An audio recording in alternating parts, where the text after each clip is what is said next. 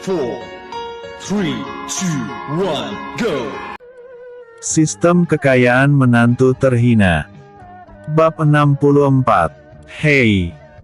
Masuk kamu sekalian, atau kau akan kami tembak, ancam pria itu sambil menodongkan senjatanya ke arah Charzo. Charzo pun berjalan mengangkat tangannya dan perlahan berjongkok bersama dengan para karyawan di sana. 3 orang sedang memantau keadaan, yang 2 sedang mengambil uang tersebut dan memasukkan ke dalam tas besar. Charzo berjongkok di belakang seorang karyawan. Klik di sini untuk membuka. Klik. Charzo melihat ada apa saja di dalam sistemnya. Kekuatan tahan kebal senjata api. Wah, keren sekali. Kalau begitu aku beli yang ini saja deh, batin Charzo. Pembelian kekuatan kebal senjata api. Penukaran, sama dengan 200 poin. Beli, batin Charzo. Pembelian kekuatan kebal senjata api. Menukarkan. Kekuatan kebal senjata api diaktifkan. Memuat. Loading. Mulai. 10%. 20%. 30%. 40%. 50%. 60%. 60%. 70%. 80%. 90%. 100%. Selesai. Poin Anda dipotong 200 poin. Sisa poin Anda 100 poin. Kekuatan kebal senjata api dia digunakan. Hehehe bagus, tapi aku harus mengetes dulu nih, ini kan bermain dengan nyawa, ucap Charzo pelan. Charzo pun berdiri. Hei, kenapa dengan kamu? Apa kamu ingin ku tembak? Ucap perampok itu menodongkan senjata apinya ke arah Charzo dan siap menarik pelatuknya. Kalian cukup. Jangan ambil uang banknya, teriak Charzo. Hei, apa yang kau lakukan? Kau ingin kita mati semua? Jangan sok jadi pahlawan, ucap seorang pria menarik-narik celana Charzo. Charzo melepaskannya dan ia berjalan depan. Ia mendekati salah satu perampok itu dan memegang senjata perampok tersebut. Dor! Ah! Teriak mereka ketakutan karena suara senjata api yang dilepaskan. Tapi tidak terjadi apapun. Apa? Kenapa dia tidak mati? Tanya perampok itu. Tentu saja karena senjata api kalian tidak isinya, ucap Charzo. Mereka terlihat panik dan memeriksa senjata apinya. Cepat keluar, teriak Charzo. Mereka pun berduyun-duyun berusaha melarikan diri. Mereka pun menyadari jika senjata api mereka masih ada pelurunya. Charzo menendang tangan mereka semua dengan cepat membuat senjata api mereka terlempar cukup jauh. Sial! Bunuh dia! Ucap perampok itu geram. Mereka pun ingin menangkap Charzo, tapi Charzo menghindar dan ia menendang lutut salah satu perampok itu hingga terjatuh. Ia mencengkram baju pria itu dengan kuat lalu melemparnya ke arah kedua perampokan itu membuat mereka semua terjatuh. Charzo berjalan mendekati mereka dan mengangkat kedua perampok itu dan menghempaskan ke lantai. Charzo mengangkat perampok yang satunya lagi lalu meninju perutnya beberapa kali lalu menginjak perutnya hingga ia merasakan sakit yang luar biasa. Kedua perampok itu masih sanggup bangun, mereka mengambil kembali senjata apinya dan menodongkan ke arah Charzo. Dengan cepat Charzo mengambil senjata api itu dan meremukkannya. Apa? Dia monster! Teriak perampok itu ingin lari, Charzo menarik kaki mereka hingga terjatuh. Charzo mengangkat kakinya lalu menghentakkan kepala pria itu ke lantai membuat ia pusing dan pingsan mendadak. Yang satunya, Charzo menangkap kakinya lalu memutarkannya lalu melepaskannya hingga pria itu mendapat di tembok. Brak! Hei! Apa yang kau lakukan? Teriak dua orang perampok tadi yang khusus mengambil uang tersebut. Hehehe, kemarilah jika ingin bersenang-senang, ucap Charzo. Mereka menodongkan senjata apinya ke arah Charzo dan menembaknya. Dor, dor, dor. Charzo pun langsung ambruk ke lantai. Akhirnya mati juga dia, ucap mereka mendekati temannya yang tadi dan ingin menolong mereka. Episode sebelumnya. Bab 63. Episode berikutnya. Bab 65. Saat mereka mendekat, Charzo bangun dan langsung menghantam wajah pria itu hingga hidungnya berdarah. Wih. Suara sirine polisi datang dan mereka siapa siaga mengelilingi bank tersebut. Komandan mengambil toa dan berkata, "Untuk para perampok, segera serahkan diri. Cepat, cepat. Ada yang keluar itu," ucap komandan. Para polisi itu semua siap angkat senjata, jika nanti perampoknya melawan mereka akan langsung menembaknya. Charzo membuka pintu dengan menyeret dua orang perampok keluar dari bank. Saudara Charzo. Komandan itu bingung saat yang keluar dari bank adalah orang yang ia kenal. "Iya komandan," ucap Charzo melempar perampok itu ke tanah. "Turunkan senjata kalian," perintah komandan. Para polisi menurunkan senjata apinya. "Apa ada lagi perampok di dalam?" tanya komandan. "Ada 3 lagi," jawab Charzo. "Apa? Jadi bagaimana? Apa mereka masih hidup?" tanya komandan kaget.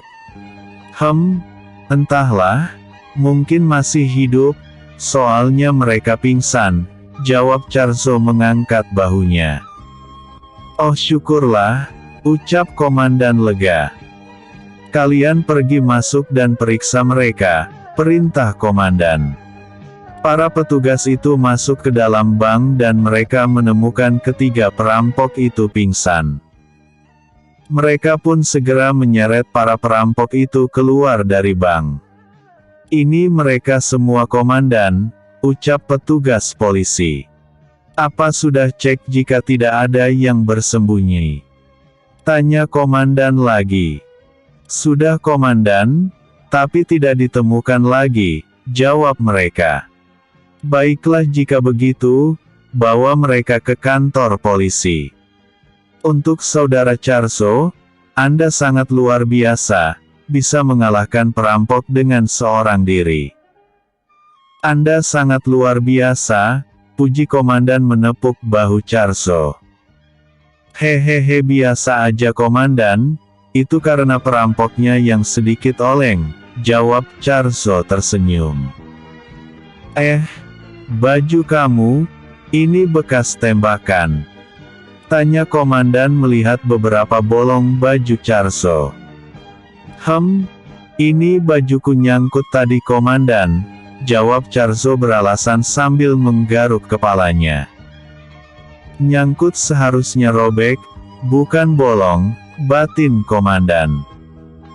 Baiklah, kali ini kamu akan mendapatkan penghargaan lagi, kali ini penghargaannya istimewa." "Tunggu sebentar ya," ucap komandan itu.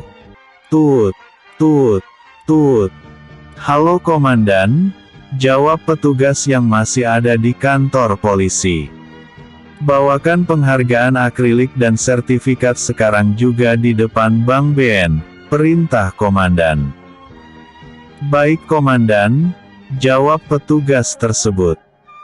Para reporter datang dan meliput berita terkini. Charzo diwawancarai. Taksi yang Clara naiki melewati bank tersebut. Rame banget di bank, nggak kayak biasanya. Tanya Clara. Kan hari ini hari Senin, biasalah kalau hari Senin rame, jawab Tari.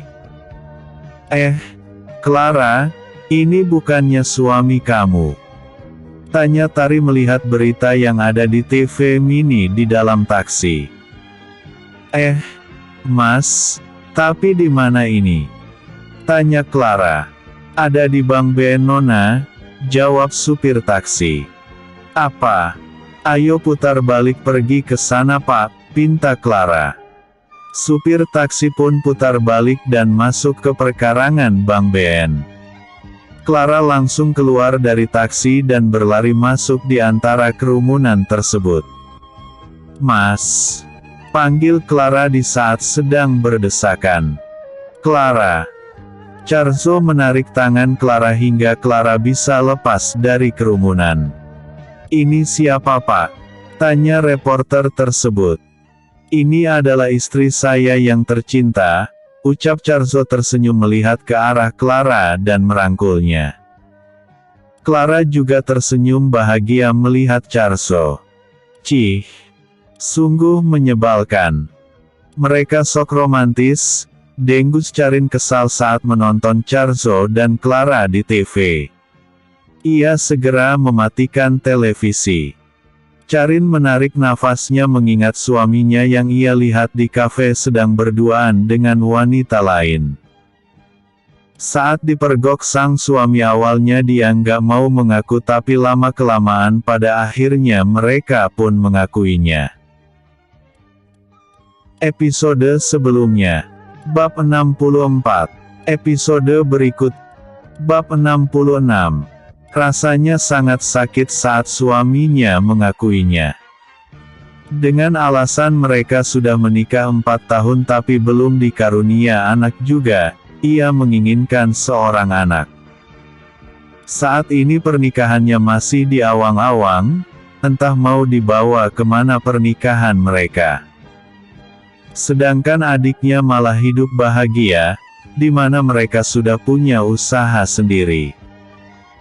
Aku hidup tidak bahagia, maka aku juga tidak akan membiarkan hidup kalian bahagia. Ucap Charin geram. Untuk saudara Charzo, silakan terima penghargaan dari kami, ucap komandan memberikan penghargaan akrilik dan sertifikat dan mereka pun berfoto-foto. Orang-orang pun sudah bubar, pemilik bank juga memberikan penghargaan kepada Charzo. Terima kasih banyak karena sudah menangkap perampoknya, jika tidak ada saudara mungkin kami sudah rugi banyak, ini adalah penghargaan untuk Anda, ucap pemilik bank memberikan sebuah kotak kaca yang di dalamnya ada berlian yang cukup besar.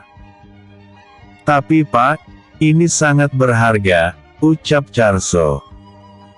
Tidak apa-apa, dibandingkan batu berlian ini, nyawa para karyawan dan pengunjung lebih penting dan saudara sudah melindungi mereka, Anda pantas mendapatkannya, ucap pemilik bank tersenyum.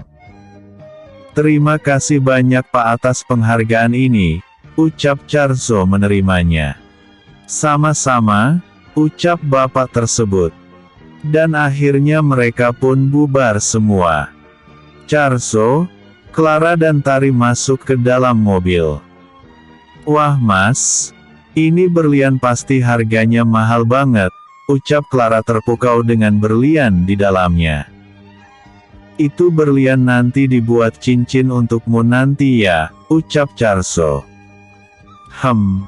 Mana bisa begitu, ini kan penghargaan punya Mas, tolak Clara.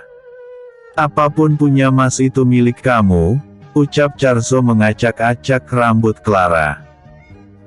Terima kasih Mas, ucap Clara mencium pipi Charzo. Ayolah guys, kalian anggap aku apa? Ucap Tari manyun sambil tersenyum. Ah lupa, pacar kamu kemarin mana? Tanya Clara. Udah ku tendang, cowok yang hanya memikirkan diri sendiri kayak dia mah nggak guna. Dengustari kesal sambil melipat tangannya. Gak apa-apa, nanti kamu menemukan pria yang mencintai kamu dan hanya memikirkan kamu, ucap Charso. Tapi Mas, ada apa dengan bajumu? Kenapa robek gini? Tanya Clara menyentuh baju yang bolong-bolong tersebut.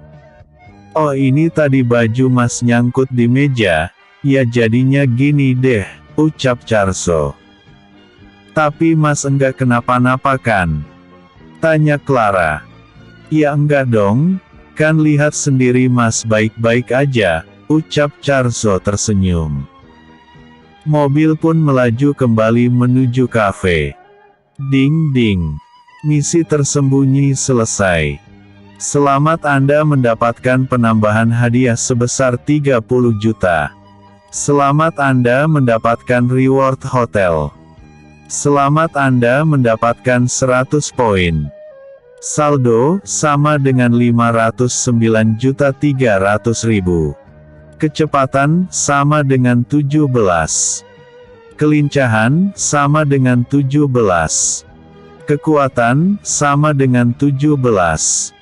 Kecerdasan, sama dengan 17. Level, sama dengan 12. Poin, sama dengan 200. Reward, sama dengan hotel. Wah, dapat hotel. Nanti saja aku lihat, aku harus menyelesaikan urusan istriku dulu, batin Charso. Tak lama mereka pun sampai di kafe. Charso membantu mengangkat barang-barang yang dibelikan oleh istrinya dan Tari dari bagasi. Jadi kalian sudah tentukan makanan apa sebagai menu utamanya? Tanya Charso. Spaghetti Kentucky mozzarella, jawab Clara. Wah, itu pasti sangat enak. Baiklah, ini mobilnya Mas tinggalkan, Mas pulang dulu ganti baju, ucap Charso. Baiklah, Mas naik taksi aja ya, ucap Clara. Iya sayang, ya udah kalau ada apa-apa telpon Mas langsung ya, pesan Charso. Oke. Charso pun berdiri di pinggir jalan menunggu taksi yang lewat. Taksi. Taksi. Panggil Charso. Sebuah taksi berwarna biru berhenti. Charso pun masuk ke dalam. Taksi pun melaju di jalanan. Episode sebelumnya. Bab 65. Episode berikutnya. Bab 67. Sesampainya di rumah Charso pun membayar uang taksi tersebut. Ding ding. Saldo Anda dikurang 50.000. Sisa saldo Anda 509.250.000. Terima kasih, ucap taksi itu memutar taksinya pulang.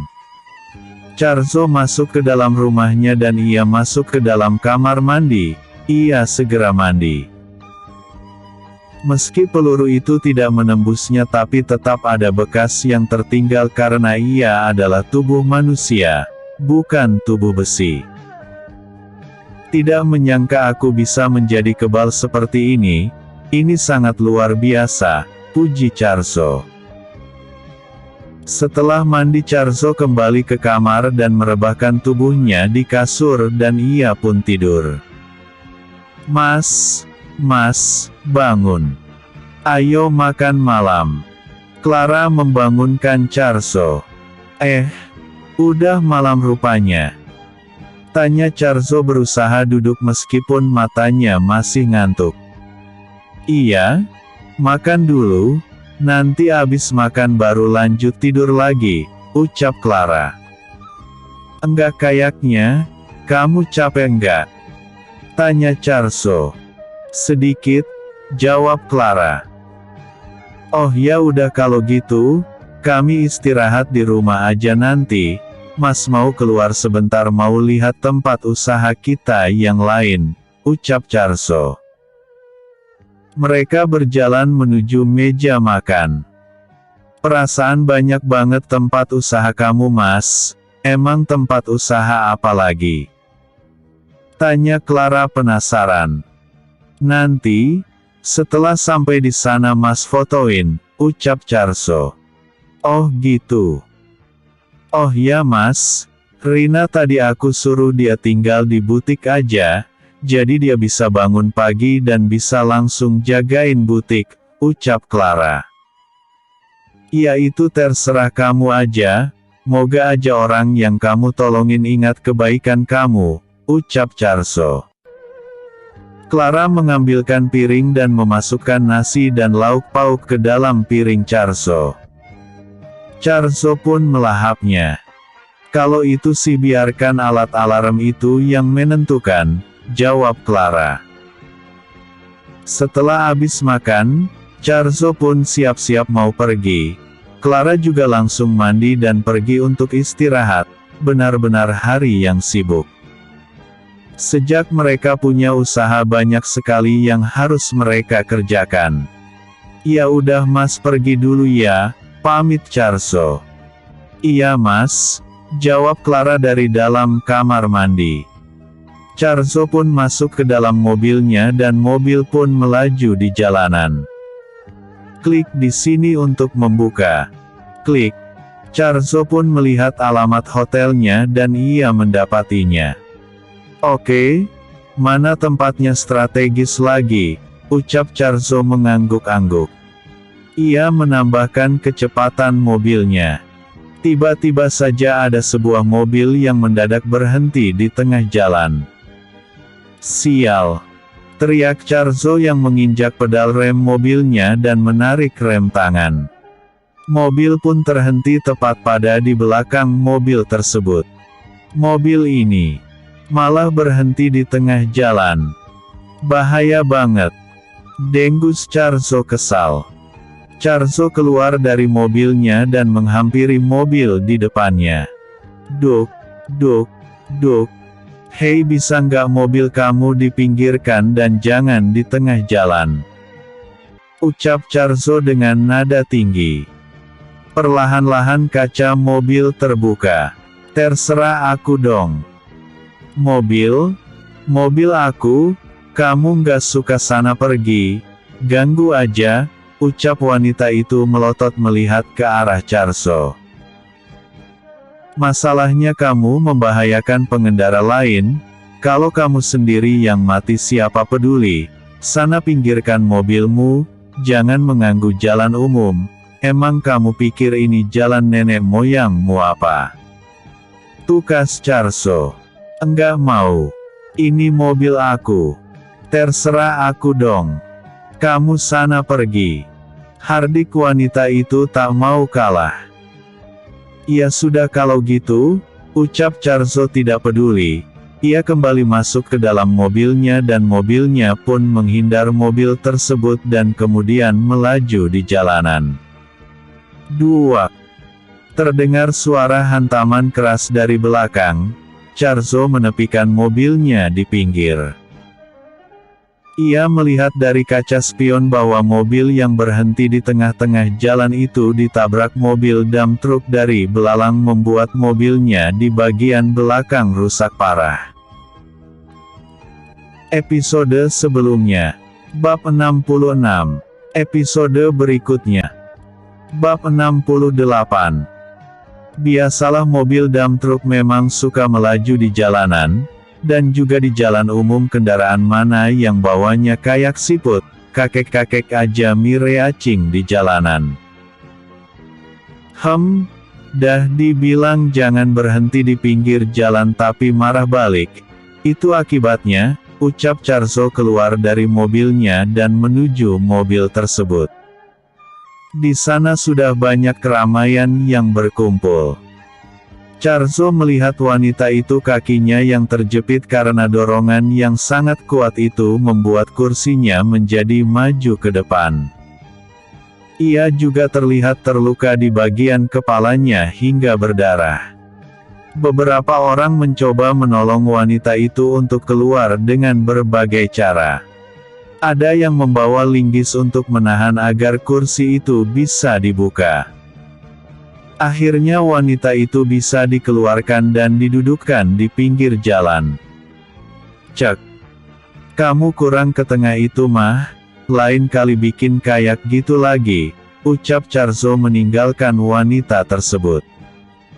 Wanita diam dan menatap Charzo yang sudah pergi. Charzo pun kembali melajukan mobilnya dan tak lama ia pun sampai di lokasi. Terdengar suara musik dan banyak kendaraan yang terparkir di depan.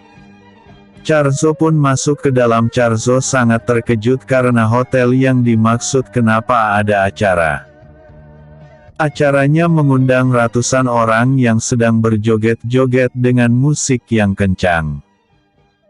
Perasaan aku nggak salah masuk, ucap Charzo mengecek kembali lokasinya dan itu benar. Hei, apa-apaan ini? Teriak Charzo. Mereka tidak mendengarkannya dan terus menari sambil minum-minum.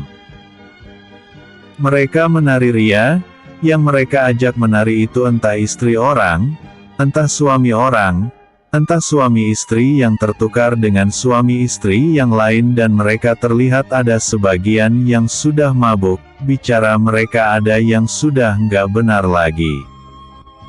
Charzo sangat geram. Ia pun memutuskan kabel musik itu membuat musik itu berhenti. Mereka pun seketika berhenti berjoget. Siapa yang sudah membuat acara di sini? Teriak Charzo. Mereka semua tampak bingung. Seorang pria yang mabuk berjalan mendekati Charzo. Ayo boy, kita menarik saja, lupakan masalahmu, ucap pria itu merangkul pundak Charzo. Charzo melepaskannya dan membuat pria itu terjembab ke lantai. Siapa yang sudah membuat pesta di hotel ini? Di mana pengurus hotel ini? Teriak Charzo. Hei, memangnya kamu siapa? Datang-datang tiba-tiba marah-marah, ucap salah satu pengunjung di sana. Ini adalah hotelku. Kalian dengar. Lebih baik kalian semua pergi atau aku akan telepon polisi bahwa kalian di sini sedang pesta minuman keras. Teriak Charzo. Mana buktinya kalau hotel ini punya kamu? Tanya pria yang mabuk itu bangun. Bukti? Bukti ya, ucap Charzo mengambil ponselnya. Ia mengakses hotel itu dan keluarlah fotonya. Ini lihat. Lihat. Buka mata kalian siapa yang pemilik hotel ini, ucap Charzo memperlihatkan ponselnya. Yuk, pulang saja, ucap mereka. Ah lagi enak-enak menari malah ada pengganggu. Dengus mereka kesal. Apa kamu bilang? Sana kamu pergi ke bar kalau mau nari, jangan di sini. Bikin kesal aja. Dengus Charzo kesal.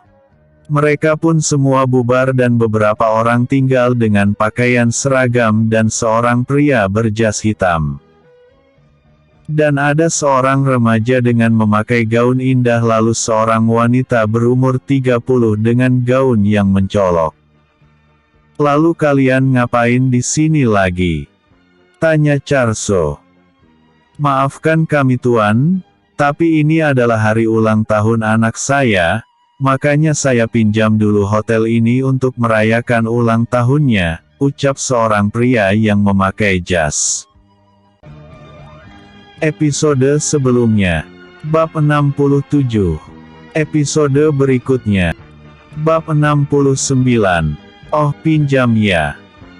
Dengan cara mengatasnamakan hotel ini milikmu, dan juga kau berpesta ulang tahun anak remajamu dengan pesta minuman keras begini.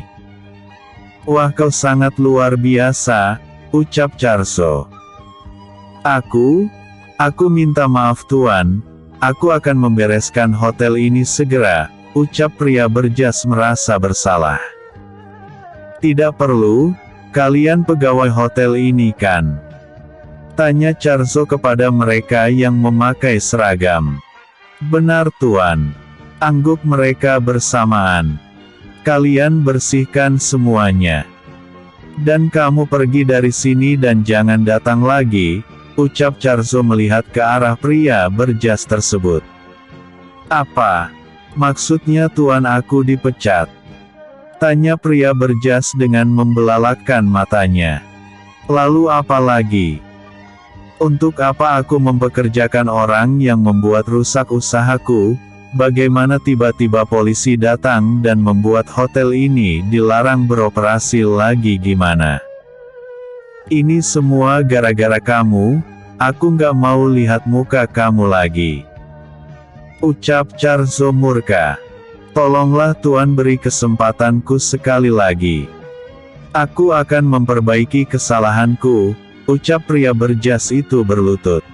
Papa, apa-apaan ini? Dipecat ya dipecat aja. Ngapain pakai acar berlutut segala? Ya udah, kalau papa nggak mau aku yang bertindak, ucap istrinya menelpon seseorang. Halo pak. Iya, di sini ada pesta miras di Hotel CH, saya punya barang buktinya, ya pak sekarang juga sebelum pelakunya kabur, ucap istri tersebut dan ia tersenyum sinis. Para karyawan seketika berhenti sejenak dan ternganga. Oh, kau ingin memutarbalikkan fakta ya, sungguh bagus trik kalian, puji Charzo. Kenapa? Karena kau adalah pemilik hotel ini jadi kau yang ditangkap, bukan kami. Selamat menikmati di penjara, ucap istri pria itu melipat tangannya tersenyum sinis. Charzo terdiam, ia menatap dalam wanita itu yang menatapnya tersenyum penuh kemenangan. Tuan gimana ini? Kita bakal ditangkap, ucap pegawai itu khawatir. Kalian tenang saja, kalian cukup bersihkan saja hotel ini sampai bersih, ucap Charzo datar. Cek. Apa yang akan kau lakukan? Ingin membuang botol itu kemana? Sudah tidak sempat lagi, polisi sudah di jalan, ucap wanita itu. Hehehe, kamu sangat pintar istriku, ayo bagaimana kau ingin menghindarinya, ucap pria berjas itu menyengir. Sungguh licik. Padahal dia yang berbuat salah tapi dia membuat orang lain dijadikan kambing hitam, ucap pegawai itu pelan sambil menatap pria berjas itu sinis. Aku kok tidak tahu dia selicik itu, benar-benar parah banget, sahut temannya. Charzo pun berjalan ke tempat sampah dan melihat banyaknya botol-botol minuman keras itu hingga ratusan botol. Jika ketahuan maka ia benaran ditangkap, mana ia sudah ada nama di kantor polisi sebagai orang berkelakuan baik sekota. Gunakan poin merubah botol minuman keras menjadi botol minuman mineral. Memuat. Loading. Mulai. 10%. 20%, 30%, 40%, 50%, 60%, 70%, 80%, 90%, 100%, selesai.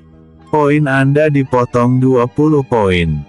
Sisa poin Anda 180 poin. Botol kaca itu berubah menjadi botol plastik mineral. Selesai, ucap Charzo. Baru beberapa langkah Charzo masuk ke dalam hotel, mobil polisi datang. Mereka semua keluar dari mobil dan segera mendatangi hotel Charzo. Kami mendapatkan laporan bahwa di sini ada pesta miras, siapa yang melaporkannya? Tanya polisi tersebut. Saya pak, dan dia yang sudah melakukan pesta mirasnya, saya punya buktinya, ucap istri pria tersebut dengan bangganya. Saudara Charzo, apa benar Anda yang melakukannya?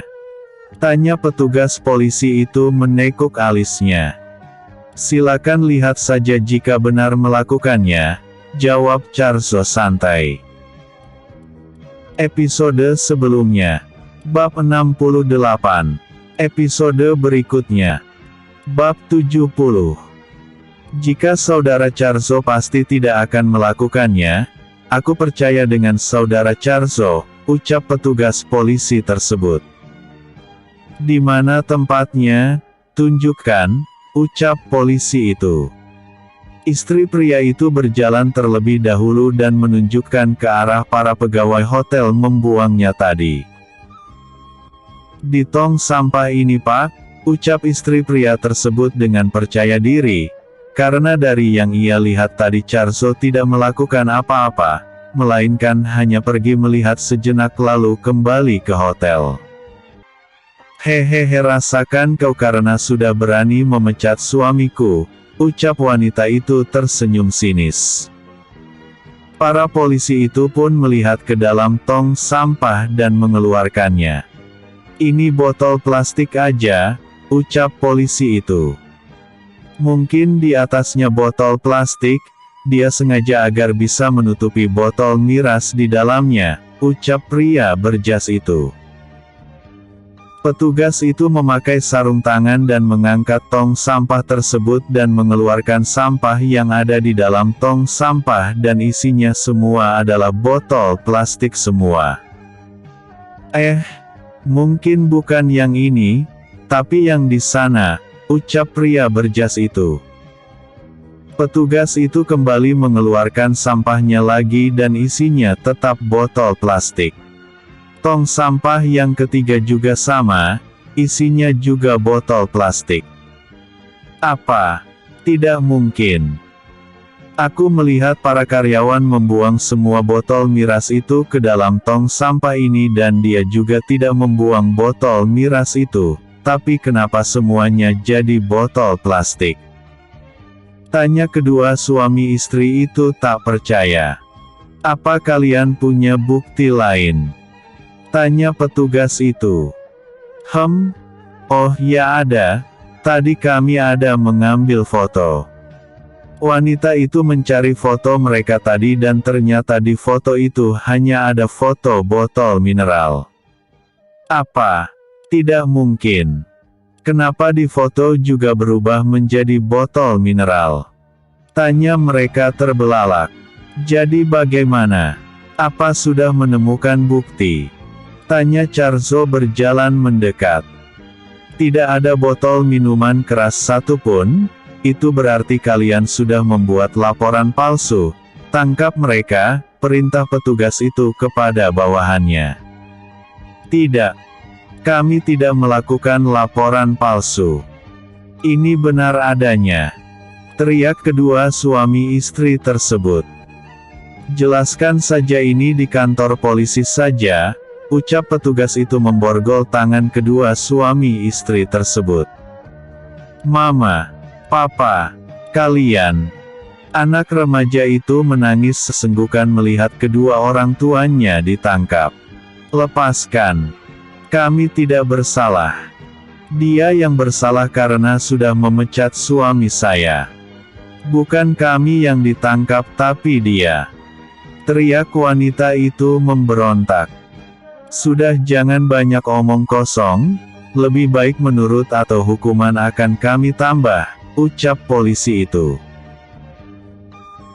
Untuk kamu Dek, lebih baik pulang ke rumah saja. Kami harus memeriksa kedua orang tuamu. Jika dia dinyatakan tidak bersalah maka akan dipulangkan. Jika mereka dinyatakan bersalah maka mereka harus dikurung dalam beberapa waktu, ucap polisi itu. Benar itu? Adek di mana rumah? Biar saya antar, ucap polwan tersebut. Pulang saja nak. Nanti kami pasti akan pulang cepat, ucap papanya. Anak itu pun menurut dan pulang bersama polwan tersebut.